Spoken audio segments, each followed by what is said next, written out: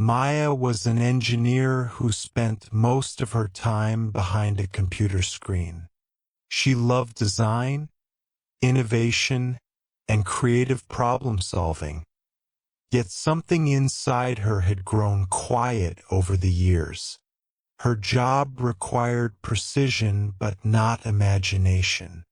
Every project followed templates, algorithms, and automated models.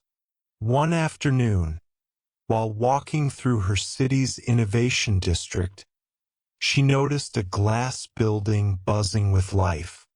Inside were people welding, sewing, sculpting, coding, and 3D printing. A sign above the door read, "Community Makerspace. Create, repair, imagine." Out of curiosity, she stepped in. The air smelled of wood, metal, and paint. Tools hummed in the background, and laughter filled the room. A volunteer greeted her and offered a tour. She saw young students learning robotics beside retirees crafting furniture. Every corner of the space seemed alive with invention. For the first time in years, Maya felt something awaken. A memory of building things with her hands as a child, before everything became digital. She signed up for a weekend workshop on designing everyday objects. The instructor, an older craftsman named Elias, encouraged participants to sketch an idea and bring it to life using any materials they wished. "Don't worry about perfection," he said. "Worry about curiosity." Those words stayed with her. That night, she sketched a simple wooden lamp, elegant, minimalist, with a geometric frame. She hadn't drawn by hand in years, but as the pencil moved, her thoughts began to slow and flow. It was not about deadlines or clients. It was about creation for its own sake. When she returned to the makerspace the next day, she cut, sanded, and shaped wood under Elias's guidance.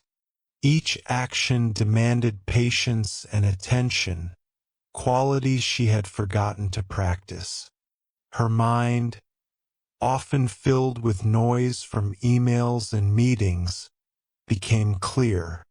She wasn't simply making a lamp. She was rediscovering a lost part of herself.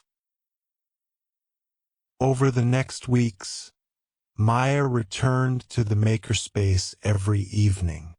She joined new groups, one experimenting with recycled materials, another combining art and coding through interactive design. Each person had a story, an artist seeking structure, a student exploring invention, a retiree reinventing skills from youth. Together, they formed a strange but beautiful community united by making. Maya started to notice how her thinking changed. In her engineering office, problems were solved through screens and spreadsheets. But here, solutions were tangible. A piece of wood could teach balance. A soldering iron could teach focus. She began to appreciate how creativity thrived not through control but through play. When something broke, people laughed and tried again. Failure was not an error. It was part of discovery.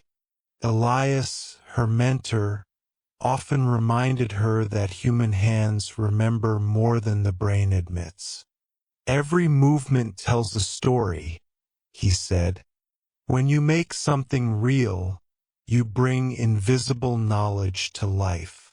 Maya saw the truth in that. She realized she had spent years mastering abstract tools but forgotten the joy of physical creation. The feeling of shaping, adjusting, and learning through touch. One evening, Maya and her team decided to create an interactive installation for the community exhibition.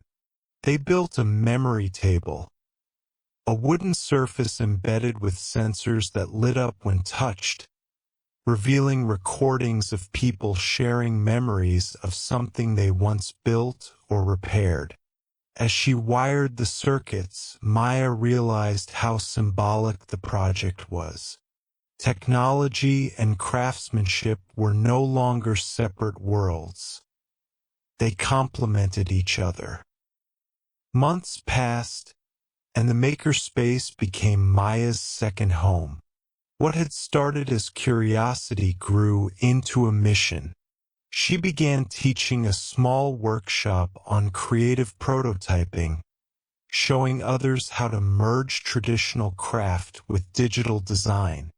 Students came with uncertainty and left with pride, holding small projects they had built themselves.